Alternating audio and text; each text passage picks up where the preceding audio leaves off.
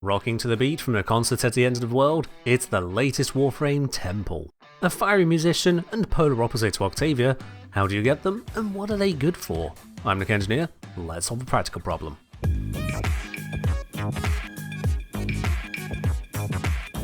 Acquiring Temple is a straightforward process, but not one new players may embark on immediately unless you buy them for Platinum outright.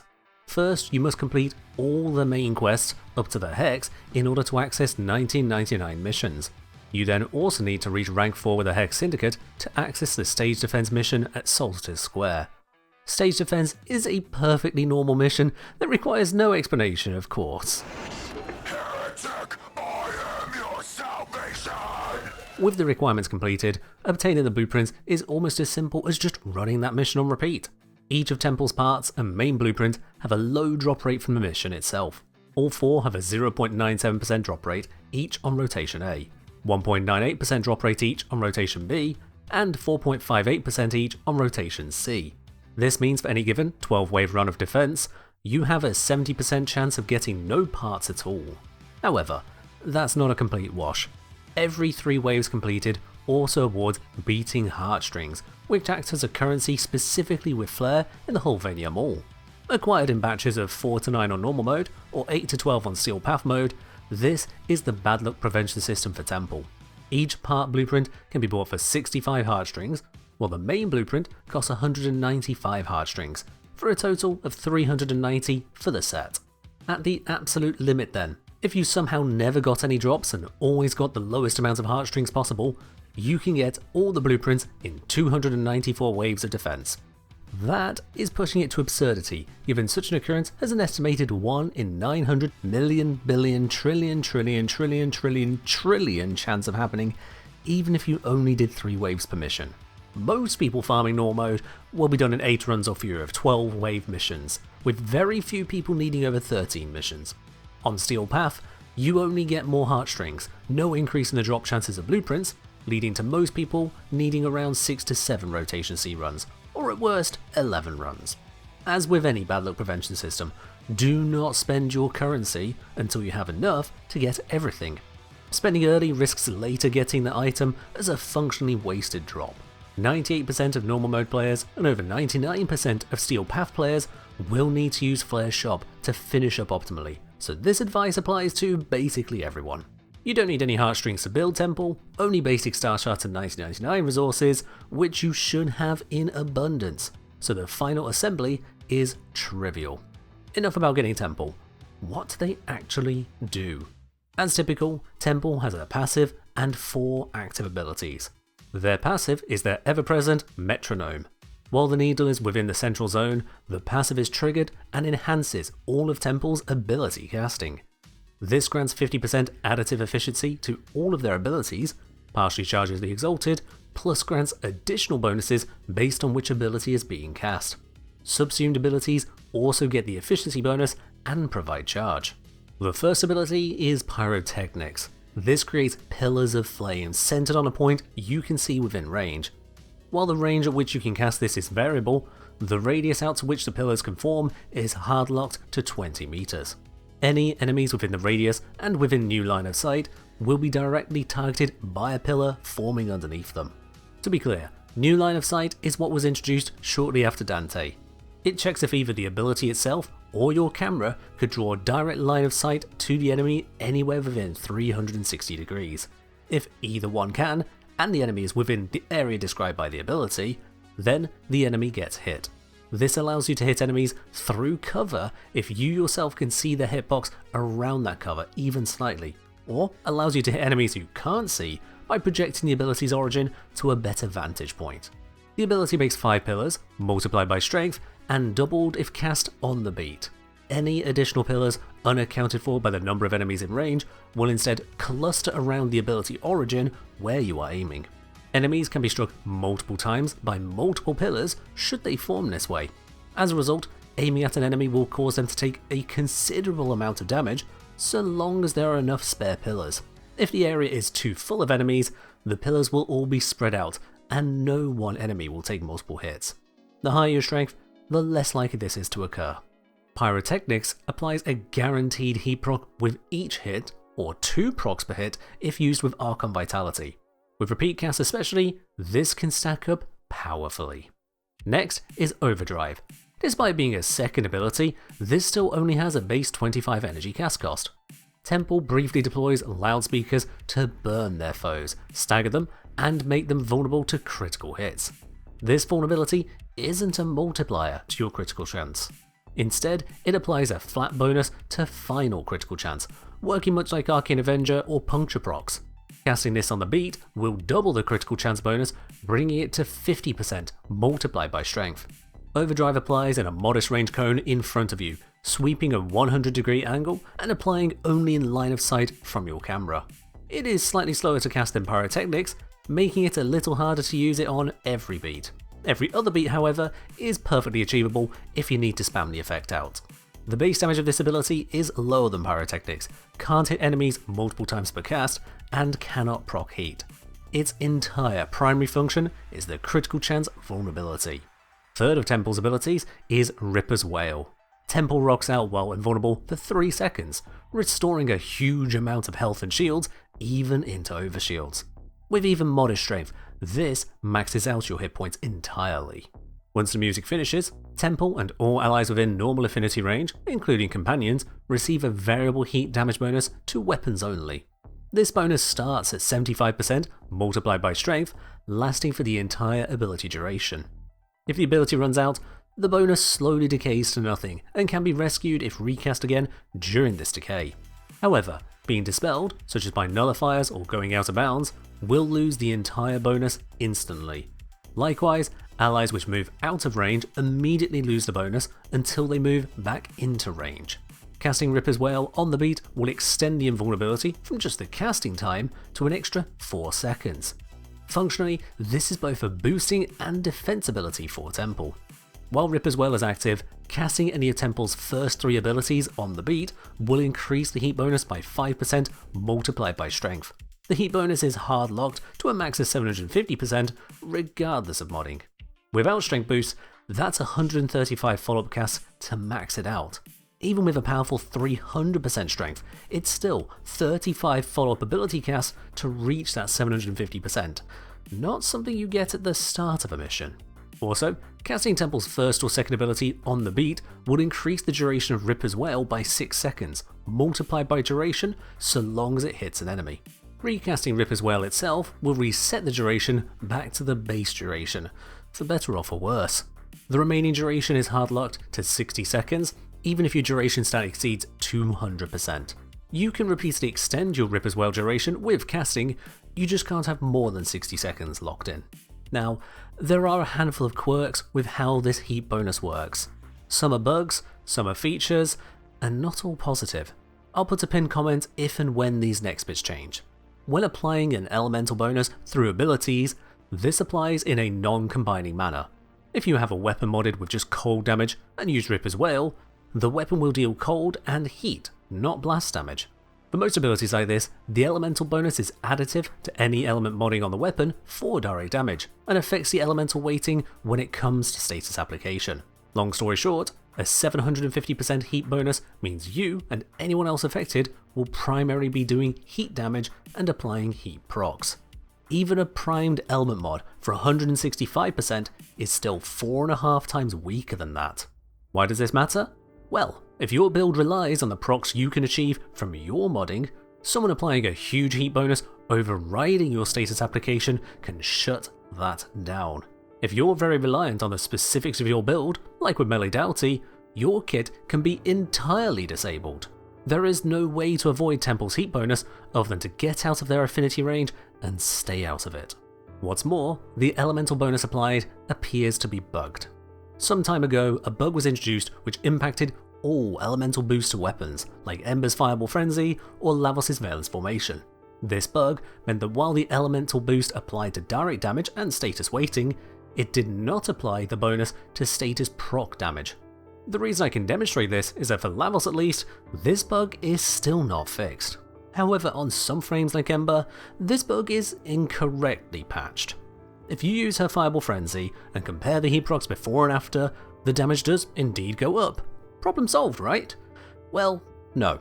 If you add in an Elementalist mod for status damage, the bonuses add together rather than multiply. This shows that the patch turned into a type-specific status damage bonus, rather than functioning like a normal elemental mod. It's heat damage for direct damage, and status damage for the status proc. If you want to min-max around that currently, you're actually better off modding for the elements you intend to inflict, rather than status damage.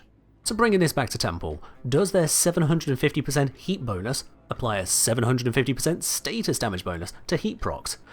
Oh, if only. It has the Lavos version of the bug, where no bonus is applied at all to heat procs.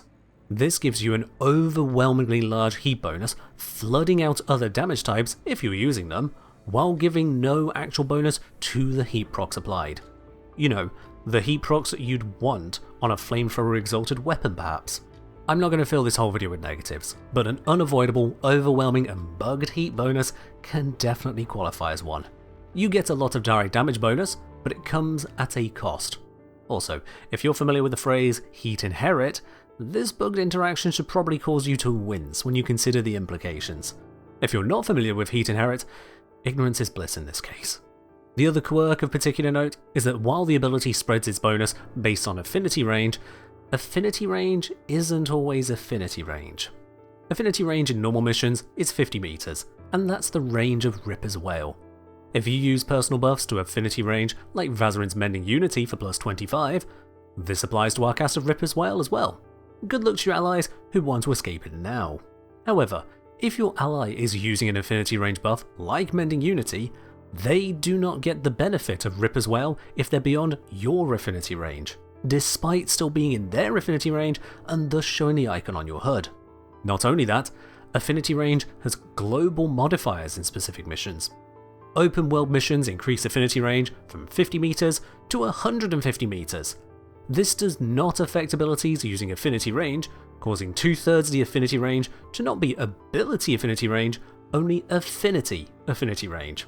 Likewise in Railjack, where affinity range is now infinite, that's infinite affinity range, not infinite ability affinity range. These kinds of interactions make game balance sense and aren't new to Warframe, but it's not exactly communicated to you in game that affinity range isn't affinity range. Let's move on to Temple's fourth ability, Exalted Solo. This ability can only be used if you've already charged it, with casts on beat of any of the first 3 abilities, with each such cast giving 55 charges.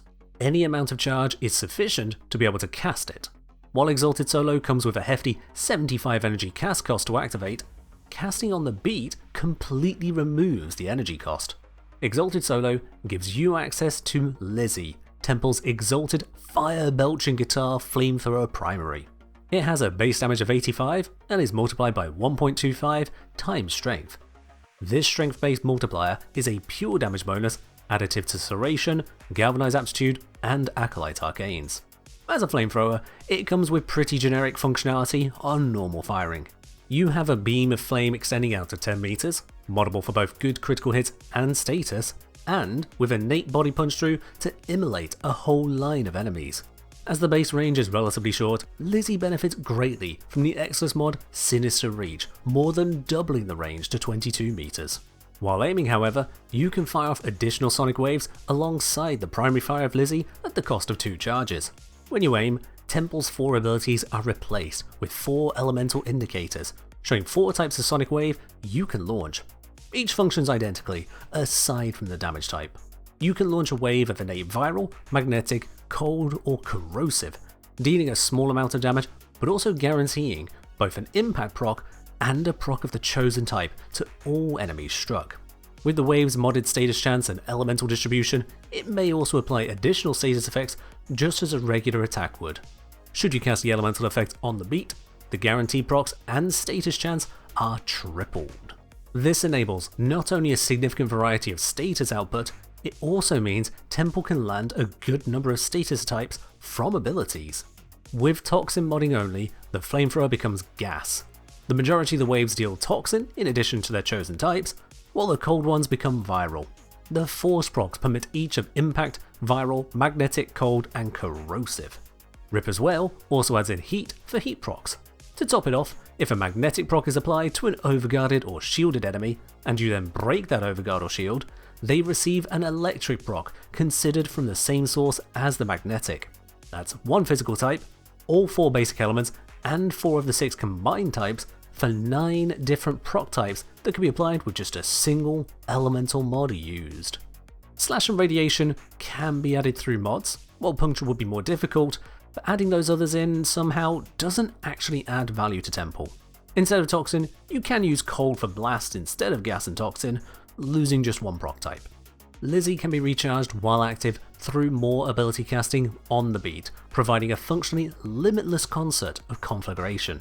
Bring this all together then, Temple is a fierce immolator of the battlefield. They can ignite enemies directly, energize the whole team with fiery intent, or scorch enemies with an inferno from Lizzie. I think I've just about burned through the fire-based words there. Let's talk building. Temple benefits greatly from strength, has some use for range and duration, but can completely dispense of efficiency thanks to their passive. Tank-wise, they lack any damage reduction ability or high armor, making them very reliant on mod-based survival. To that end, I've had some surprising success with tanking via simply Adaptation, Arc and Vitality, and a couple Augur mods. Adaptation provides typically around 2/3 damage reduction, up to 90% if against ideal enemies. With Arc and Vitality, overshields from Ripper's Wail, and the innate resistances of shields and armor, this grants Temple a typical effective hit points of about 15,000, or closer to 50,000 in ideal conditions. Already, that is pretty substantial, and can be fully restored with a single cast of Ripper's Wail on top of the invulnerability window it offers. Without Adaptation, Temple's effective hit points for such a setup would drop to around 5,000. For normal mode content, that will often suffice, but it will be paper thin in most Steel Path missions. The alternative typical survival method will be to use the Augur set in combination with Brief Respite, allowing for shield gating focus entirely. This can be done with or without catalyzing shields, depending on if you'd like to replace Adaptation defensively or offensively. Such an approach would require you to be much more active on casting abilities in higher level missions, as the energy to shield conversion is the only thing keeping the concert going. Beyond simple tank, Temple's application of heat procs with their 1 or staggers with their 2 helps to reduce incoming damage as well by controlling enemies to a modest extent. This leaves the rest of the kit wide open for power. As a main build, I've focused on a balanced approach of high strength with moderate range and duration. While Arc on Intensify will proc on healing from Ripper's Wail, it's not an ability you ought to be casting enough to make full use of the mod, which is why I've not gone that direction here. Arcane wise, I've again leaned into power. The most important arcane is Impetus. This ties directly into Temple's status variety possible with Lizzie. At 9 different procs available from abilities, and the effortless means to keep applying procs forever after, this provides a healthy 54% strength boost and 27% efficiency boost. The extra efficiency helps with keeping up with Temple's casting demands. The other arcane is just more strength using Molt Augmented. Enhancing crits, scaling heat faster, and enhancing Lizzie, it's just an all-round buff. If you're happy to dispense with the strength and affordability of that arcane, you can invest into Arcane Hotshot. While the price of this arcane will come down over time, it's currently hideously expensive to max out due to supply. If you do go there, Temple provides effortless activation to give you up to 300% weapon critical chance. While Temple is already providing a staggering critical chance bonus from their second ability, that's no excuse not to go for more if you so desire. For Lizzie herself, my go-to setup uses relatively standard hybrid modding. We've got the normal Galvanized Chamber, Vital Sense and Critical Delay, along with fire rate support from Vile Acceleration, additional crit damage from Bladed Rounds and Hammer Shot, and additional status from Malignant Force and Hammer Shot. Unusually, there's no pure damage boost on the main mods due to using both Primary Merciless and High Strength. Instead, we've got status damage from Rifle Elementalist. If you wish, you can swap out Hammer Shot for Galvanized Aptitude, swapping also Primary Merciless for Primary Frostbite. Frostbite needs more upkeep as you have to focus on applying cold procs unless your companion does it for you, and Galvanized Aptitude will require you to be filling enemies with enough status effects to make up the damage bonus. It's technically stronger, but also more work. This is a generalist build, one you can pick up and just vibe with in almost any mission. Energy economy is definitely a concern, and that's part of why I've replaced Temples 1 with Nourish. It's an affordable source of energy sustain, as well as providing a strong viral boost. This viral comes in much lower than the maximum heat output of Ripper's Wail, yet still balances out the status in a way that maximizes damage on most enemies. In the process, we're spared from needing to apply viral by other means, opening up options. You can instead utilize other typical subsumes like good old Roar or Eclipse, Silence or Breach Surge, all to good effect. Just make sure to cover the energy demands you may otherwise have, such as replacing an Arcane with Energize, or slotting in Violet Shards for energy from Health Orbs. For some gear-dependent specialization, you can run a mecha-compatible companion, a Kubrow or Predacite. The Mecha set can replace the Aura and either Adaptation or Augur Message to grant you significant armor buffs and wide-reaching status spreading. Temple status delivery is strong with Lizzie, keying into what the Mecha set does best almost effortlessly. I personally replace Augur Message, as that little bit of duration can be fixed with Archon Shards, while the combo of armor generation and type damage reduction makes Temple rock solid. A Lizzie focus isn't the only way to use Temple, however. If you'd rather set the stage on fire, we can focus on damage through Pyrotechnics. This ability is boosted by neither Ripper's Wail nor Overdrive, giving room for Helmeth options once again. I recommend keeping Ripper's Wail for the defense on demand. At first glance, Pyrotechnics heat proc based damage makes it seem to be a very good target for Roar as a general buff. However, the pillars work best when they can strike multiple targets at once, not scattered around with a token buff. For that reason, I've gone with Lava. It groups enemies up rapidly and into a very tight space, a perfect target for Pyrotechnics. That alone is somewhat capable, but it shines with a full setup. Combine Temple's Pyrotechnics with once again the Mecha set for a powerful status spreader, and put that set specifically on a Huras Kubrow. Huras Kubrows can be modded like most beasts for pretty reasonable damage themselves these days, and can be deadly to Xmas Overguard, making those units vulnerable to crowd control. Beyond that, the Huras is the special pick because of Stalk.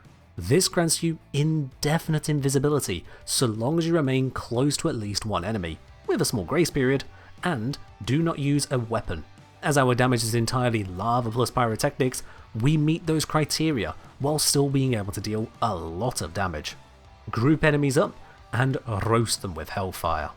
For this build, a high range is all but mandatory. As many enemies as possible within the pillar spawning radius must be pulled into the center to concentrate the pillars. With 235% range, we've reached an 18.8 meter radius pull compared to the 20 meters of Pyrotechnics. If you're happy to invest additional Forma, Cunning Drift in the extra slots will bring Lava to precisely 20 meters. Otherwise, we have the Mecha mods, lots of strength, Archon Vitality for the double heat procs, and fleeting expertise to bring the efficiency back up. Duration is down at 68% for this build, which is actually ideal. In the event that one or two enemies survive in the fiery pillars, you do not want Lava sticking around too long. You want to get the next big group scooped up. At 68%, we've got just enough time to pump in a few casts without it being overly enduring. Acolytes can be killed by this setup too, though in a pinch you can activate both Ripper's Wail and Exalted Solo to try a more direct approach. Just remember to be evasive long enough to go invisible again afterwards. The loop here is simple. Look for the clusters of enemies on your minimap or just around you. Pull them all into a bundle with Lava, cast the Pillars of Flame to instantly sear them. As a bonus, focus on the Mecha marked enemy to then spread the lethal heat damage around the room, cascading off Contagious Bond on your companion. So whether you're cooking Skuldra on the Lava Barbecue, or ripping a solo long enough to make Pink Floyd proud, this should give you what you need to make Temple work for you. A big thank you as ever to all the channel supporters on here, Twitch and Patreon. That's all from me for now, so as always, bring the heat, cast on beat, and fight well, Tenno.